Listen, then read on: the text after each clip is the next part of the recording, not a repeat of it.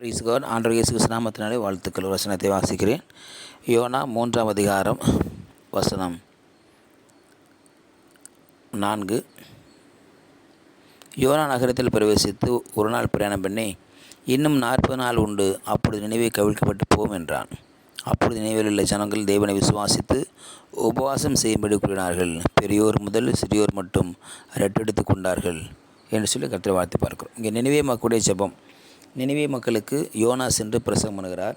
நினிவே கவிழ்க்கப்பட்டு போகும், பாவத்திலிருந்து மனந்திரும்புங்கள் என்ற ஒரு செய்தியை அவர் சொல்லுகிறார். நினிவே கவிழ்க்கப்பட்டு போகும் என்கிற ஒரு செய்தி அங்குள்ள மக்களை தலைகீழாக புரட்டி போட்டது. அந்த வார்த்தை அவர்களை தலைகீழாக புரட்டி போட்டது. தர்ஷீசுக்கு போக பிரயாணம் பண்ணின யோனாவை கர்த்தர் திருப்பி கொண்டு தன் செய்ததை நிறைவேற்ற வைத்தார். தன்னுடைய விருப்பத்தை நிறைவேற்ற வைத்தார். தன் நோக்கத்தை நிறைவேற்ற வைத்தார். நினிவே மக்களுக்கு வந்து பிரசங்கம் பண்ணின முதல் வார்த்தையே அங்கே மக்களுக்கு மாபெரும் மாற்றத்தை உண்டாக்கியது. மாபெரும் விடுதலை உண்டாக்கினது. மாபெரும் புரட்சியை உண்டாக்கினது. நினிவே கவிழ்க்கப்பட்டு போகும் என்று அவர் பிரசங்கம் பண்ணினார். நினிவே கவிழ்க்கப்பட்டு போகும் என்றால் அதில் அநேக அர்த்தங்கள் உண்டு. மனந்திரும்புங்கள், கர்த்தருக்கு விரோதமான பாவத்தை விட்டு வெளியே வாருங்கள், பொய்யை விட்டு வெளியே வாருங்கள், பல காரியங்கள் இருக்கிறது. இதை இவர் பிரசங்கம் பண்ண மாத்திரத்திலே நினிவேலுள்ள மக்கள் ஜெபிக்க ஆரம்பித்தார்கள். கர்த்தர் நோக்கி இவர்கள் ஜெபித்து விசுவாசித்து ஜெபிக்கும்படியாக உபவாசத்தை கூறினார்கள். வசனம் சொல்கிறது, பெரியோர் முதல் சிறியோர் வரைக்கும் எல்லா மக்களும் ரெட்டெடுத்து கொண்டார்கள். ரெட்டுடுத்தி என்பது துக்கத்தை குறிக்கிறது. ரெட்டுடுத்தி என்பது மனம் திரும்புதலை குறிக்கிறது, தவறை ஒப்புக்கொள்வது. அந்த நாட்களில் அதைத்தான் செய்தார்கள், ரெட்டுடுத்தி கொண்டார்கள். யோபு ரெட்டுடுத்தி கொண்டார். இங்கே நினிவே மக்கள் ரெட்டெடுத்து கொண்டார்கள். ஆகவே தங்களுடைய தவறுகளிலிருந்து மனம் திரும்புவதற்கு, தங்கள் பாவத்தின் மனம் திரும்புவதற்கு ஒரு வழிவகைகளை செய்து கொண்டார்கள். ஆகவே தான் ரெட்டுடுத்தி சாம்பலிலே உட்கார்ந்தார்கள். இங்கே ராஜா முதற்கொண்டு ராஜாவுக்கு இந்த செய்தி எட்டின பொழுது ராஜாவும் தன்னுடைய உடுப்பை கழட்டி ரெட்டை உடுத்தி கொண்டு சாம்பலிலே உட்கார்ந்தான். இப்படி இவர் செய்த உடனே அங்குள்ள எல்லா மனுஷர்களும் மிருகங்களும் ஆடுகளும் மாடுகளும் எல்லாமே ஒன்றும் ருசி பாராது இருக்க, மேயாமலும் தண்ணி குடியாமல் இருக்க அங்கே கட்டளை பிறந்தது.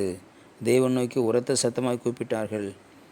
அவரவர் தம் தம் பொல்லாதபடியை விட்டு, கொடுமை விட்டு வெளியே வரும்படியாக ராஜா கட்டளையிட்டான்.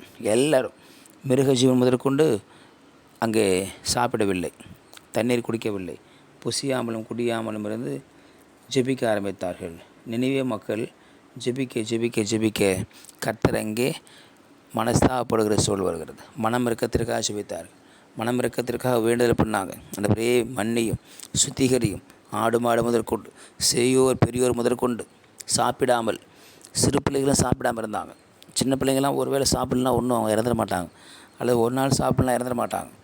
அவர்களுக்கு முக்கியம் ரட்சிப்பு, அவர்களுக்கு முக்கியம் தேசம் மணந்திரும்ப வேண்டும். நினிவே மக்கள் எல்லோரும் ஒன்றாக இணைந்து ஒருமனப்பட்டு ஜெபிக்க ஆரம்பித்து, ஒருவேளை யாருக்கு தெரியும், நம்ம அழிந்து போகாதபடிக்கு தேவன் ஒருவேளை மனஸ்தாபப்பட்டு கோபத்தை விட்டு நம்ம திருப்புவாரே என்று சொல்லி அங்கே ராஜா சொன்னான். எல்லா மக்களும் ஒன்றாக இணைந்து ஜெபிக்க ஆரம்பித்தார். நினிவே மக்கள் எல்லாம் சேர்ந்து ஜெபிக்க ஆரம்பிக்கிறார்கள்.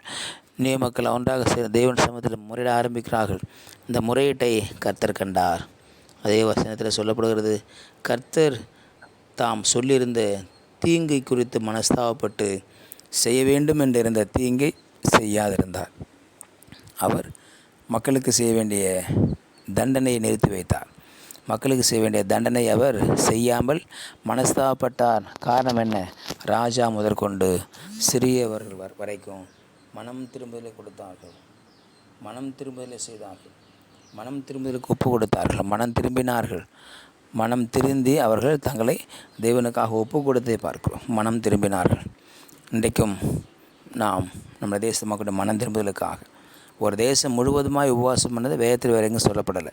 ஒரு தேசம் முழுவதுமாய், ஒரு பட்டணம் முழுவதுமாய் எல்லா மக்களும், எல்லா விலங்குகளும், மிருக ஜீவன்களும், சிறியோர் பெரியோர், ஒரு நகரமே, நினிவே என்கிற பட்டணமே, முழு பட்டணமும் ஒரு ஜீவன் அல்லாமல், ஒரு மிருக ஜீவன் பாக்கி விடாமல் முழு பட்டணமும் உபவாசித்து என்று சொன்னால் நினைவு பட்டணம் தான்.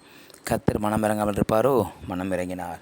மனஸ்தாபப்பட்டு செய்ய வேண்டிய தீங்கை செய்யாதிருந்தார். இன்றைக்கி நம்முடைய தேசங்களாம் மனம் திரும்புவதற்கு நாம் ஜெபிக்க வேண்டும்.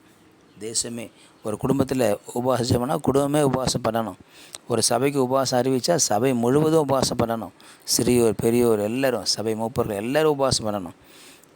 ஒரு சபை தேசத்தில் எல்லா சபையும் உபவாசம் ஜெபிக்கலாம்னு சொன்னால் எல்லா சபையும் உபவாசம் ஜெபிக்கணும். ஒரு கிராமத்தில் ஜெபம்னா கிராமே உபவாசம் ஜெபிக்கணும். அப்படி செய்கிற பொழுது கர்த்தர் மனம் இறங்குவார். அது மிகப்பெரிய அற்புதத்தை கொண்டவர்னு சொல்லிப்பார். நாமும் ஜெபிப்போம், தேசத்திற்காக ஜெபிப்போம், கர்த்தர் மனம் இறங்குவார். நாளுக்காக சுத்தம் பண்ணுகிறோம். ஒரு பட்டணம் முழுவதுமாய் உபவாசித்தார்கள். நாங்களும் ஒரு குடும்பமாய், ஒரு சபையாய், ஒரு கிராமமாய் உபவாசிக்க உதவி செய்யும். உங்களோட கருத்து தாழ்த்து இயேசுவின் நாமத்தில் பிதாவே, ஆமேன், ஆமேன். You will be succeeded. Praise God.